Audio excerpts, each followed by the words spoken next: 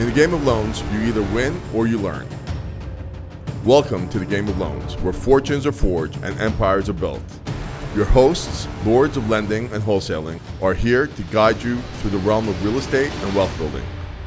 Brace yourselves, cash flow is coming.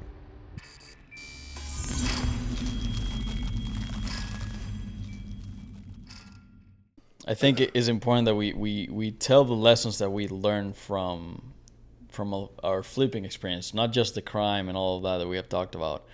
One of the things that I recently learned, and this is something that you and I are partnered in, is whenever you buy a property in a market, and we have talked about this before, and you have told me about this before. Whenever you move too far away from the median price, you have to have a very compelling proposition. The property has to have something very compelling for you to move it out of the market, especially when we are in a buyer's market where interest rates are high, nobody wants to buy, and it's hard to get rid of properties. So something that I can tell whoever is thinking about starting fix and flipping is make sure that the properties you get at the beginning are properties that are around the median price, because that's what goes out the fastest. Yeah, the fastest. Whenever you go a little above that and you start pushing that threshold, you know you're going to have a property in the market for a lot longer. Now, if you have a good profit margin, then by all means do it if it makes sense. But you never want to be in that situation where just because a house looks, like you said, too good to be true, and it's too far away from the median price, it's just going to sit in the fucking market and you're going to be eaten by the payments. You're going to be eaten by the payments. Your margins are going to get fucked. So I would say pick your lane. And your lane can't be in a market like a buyer's market.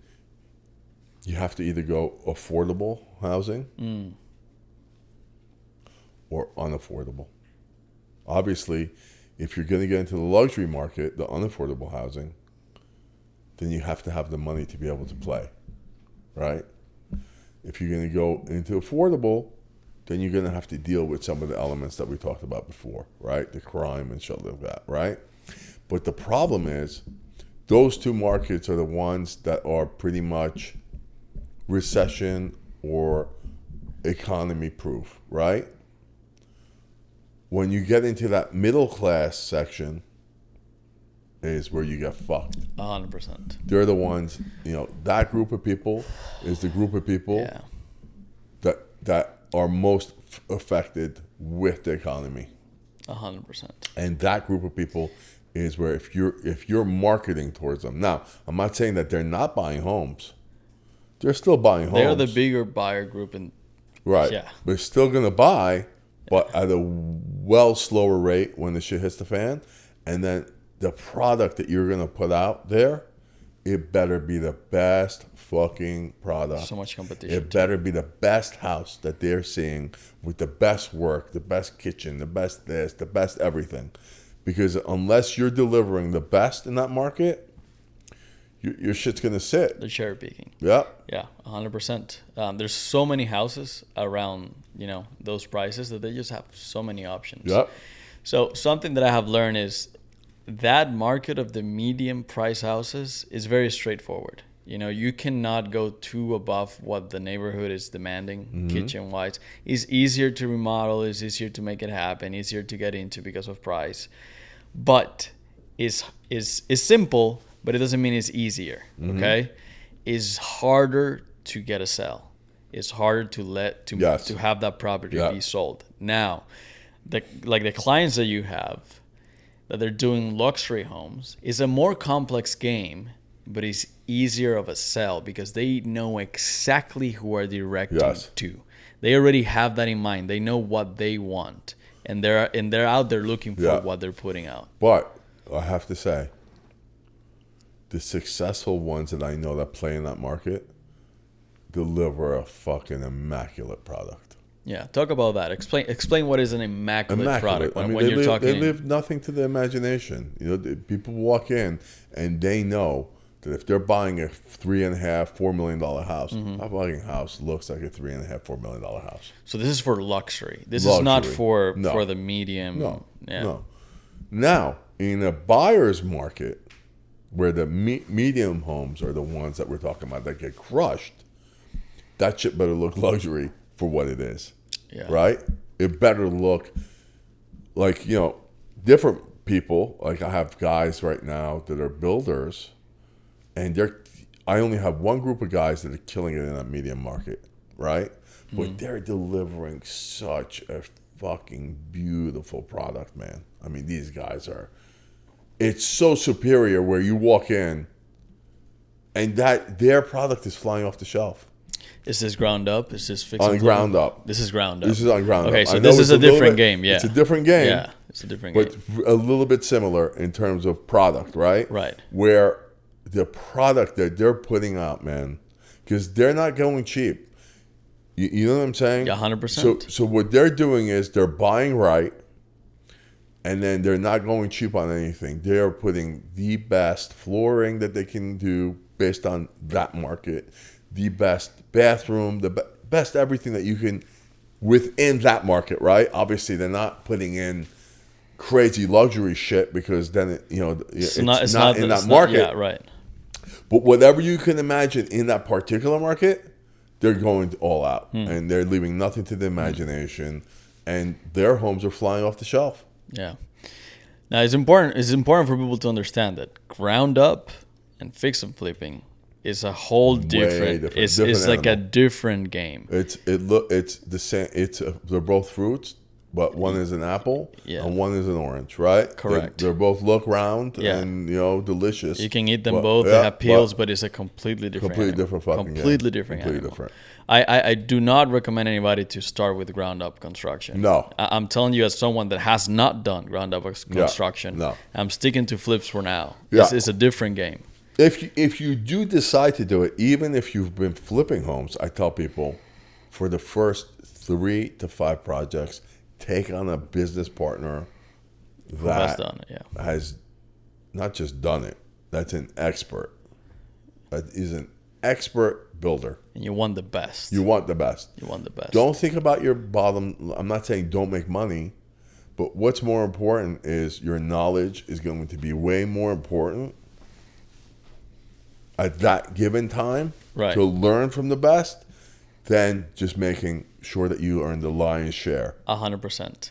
I'm such a big advocate for that. So if you think about it this way, and this is the way that I've seen things for quite a while now, there is an ignorance debt that you need to pay. Yep. How fast and how decisive you pay off this debt will determine your future success on whatever industry you're on. True.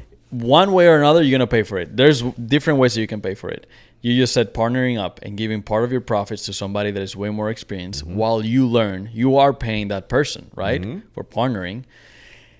And you're learning a lot, so you're paying off your debt. Now, the second way that you can do that is not partnering up, not getting a mentor, not paying for courses, not paying for events, but you will pay it on Your mistakes. Yeah. And it's way more costly, and it's way more sour, and it's going to take longer. So there's only 2 ways, and you have to choose which one you want. I highly recommend you pick the first one. I agree. It's either you pay for experience, right? Or you pay to get experience. Yeah. 100%. You know what I'm saying? Either way, you're paying. Yeah. Right? Pay to get experience. Right. To pay to get experience, sometimes it costs a lot more to pay for the experience. You know what I'm saying? Like 100%. So take on a partner. Don't get fucking greedy. I tell everybody this. Unfortunately, a lot of people don't listen. And then they get smacked. If everybody listened and act on the good advice, I don't think there will be poor people on this planet. So I have a good story for you. Okay? So on Instagram, this guy hits me up. On the DMs. On the DM. And he says, I have a big project that I want funding, this and that. Please call me. So I call him up, and we're talking through it. And you know what's most valuable to me is if somebody has experience, but what's called like for like. That means have you built XYZ before, right? So he says, yeah, I put up 2 homes. I said, okay, you put up 2 homes, but you're trying to put up 200 fucking homes. I said, you just put up 2 homes. So there's a big difference between 2 homes and 200 homes. He's like, well, I'm a veteran. A veteran on what? On Well, military? No, military. Okay. He goes, I figured that you would support a veteran and do something like this. I said, I'm doing better than you supporting. I'm educating you that you're going to make a fucking mistake here if you move forward from 2 to 200 without taking a partner. I said, I am more than supporting a veteran. I'm keeping a veteran from destroying himself. I said, take that as advice that I'm giving you free. I said, don't take it that, oh, I'm not helping a veteran. I'm fucking helping the veteran by telling him not to do something. And he wouldn't listen. He got irate, he got crazy. I'm like, there's no need to get crazy, man. How old is this guy? Well, it was, in his 50s probably. His 50s. 40s, 50s. And I get it, and I get the vision, and, he's a bishop now and everything like that. I get the whole thing that they're trying to build homes for affordable housing. I got the whole vision. I understand. But what I was trying to explain to him was, your vision is one thing. I said, but executing your vision is something else, And I told him, I said, this is for profit. It's not for nonprofit. Oh, it's for profit. Yeah, it's for profit. Yeah. I said, you're the one you're going to be greedy and you're going to destroy yourself. And you're not going to be able to put up 200 homes. You've only put up 2 homes in your own life. So you want to do a community. That's a whole different story, And that's, and that was that, Yeah. Yeah. I don't know what it is with people. If you think about lifting weights, most of us have lifted weight at least once in our life.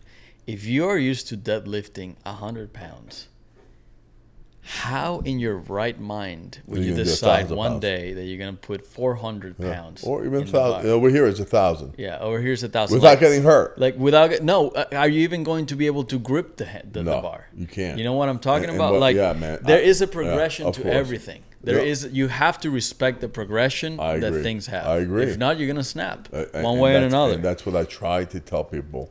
And what I've come to understand and realize is that people don't want the advice that they want is what they want to hear. You understand what I'm saying? You know what I call those people? I call them ask-holes. You know what an ask-hole is? What is that? An ask-hole is someone who asks for advice from so many people until they get the advice that they want to hear. You get what I'm saying? So they're not asking for genuine advice. They're asking for you to give them the advice to validate what they want to hear. Look, does that make sense to you? Oh, 100%. There's a term for that. So in psychology, it's called ask-hole. I love that one. Yeah. I love that one. Yeah. But everybody wants to confirm their self-delusions. So everybody will always, as a defense mechanism, okay? Life is not easy, and you know this. Yeah. Some people tend to go to self-delusion, where they just create these fantasies, and all they're looking for is for other people to confirm the theories that they have visualized, the fantasies they have visualized in their minds. And that's what you call ask-holes. Yeah, I love that term. Ask-hole. That's it. Is fix and flipping still a good play in today's environment? It's a two-sided answer. It depends where you're fixing and you're flipping. I don't see much because of the rate environment today, right? Because a lot of people got into homes at such low rates in the early 2020s, right? Flips are far and few between that makes sense. Where do they make sense more? Usually in secondary or tertiary market, BC markets, right? Like those, like secondary, tertiary markets, or the hood, or ultra luxury. which there's a barrier to entry on all the one that I just described. Barrier entry in the hood is you got to have fucking thick skin to start flipping homes in the hood, and you have to know what you're doing, or else you're gonna get eaten up alive, literally, right? Then on the luxury side, you better fucking have that experience. Like, you better have that experience on the luxury side to know what you need to deliver in that market, or else you're going to get killed. And you have to have the money, right? Massive way. You have to have money. I mean, you've got to have, a couple of $1 million to be able to play in that game, right? So that's the barrier entry there, is knowledge and money, right? Then in the secondary, tertiary markets, the challenge is usually a lot of people that want to invest don't live in those markets. Most people don't. Right? So what's the challenge there?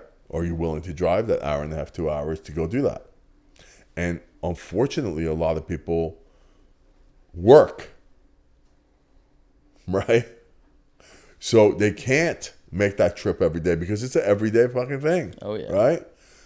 Now, I'm not trying to talk people out of it. I'm just trying to be realistic. This is not HGTV. This is the fucking truth. Mm-hmm. So you've got to make that time investment to be able to do that today, to find a flip that makes sense, that you're just not, going to break even or close to break even or make some little money. So let's see if I got it right. Yes, but you have to pay the price either on time, money, or experience. Correct. Or guts. Like chutzpah, like you better fucking have the balls to go into certain markets to do it. That makes sense, right? And I think you need balls for all of them, but especially investing in the hood. Of course. You need a lot. You need to have thick skin. Yeah. You're investing in the hood, you better have thick skin. If you don't have thick skin, stay away. It's not your thing. You're better off going to the secondary and tertiary markets. Start there and just drive. Yeah, and just drive. Take the pain. Take it. There's no other way. Take the pain. Only way to do it. Now, are things going to change? Yes. When rates come down, things are going to open up in different markets. But again, when things open up, there's more competition. There's a lot more competition. Either way, it's always going to be difficult. It's going to be difficult. Until you become good enough where it's not difficult. Yeah. That's just what Until you set up the system. Pay the price. Yep, pay the price. You've been listening to The Game of Loans, where real estate battles are fought and won. Make sure to fortify your defenses by subscribing. Cash flow is coming, and we'll be back next time to help you claim your throne. The war of wealth continues.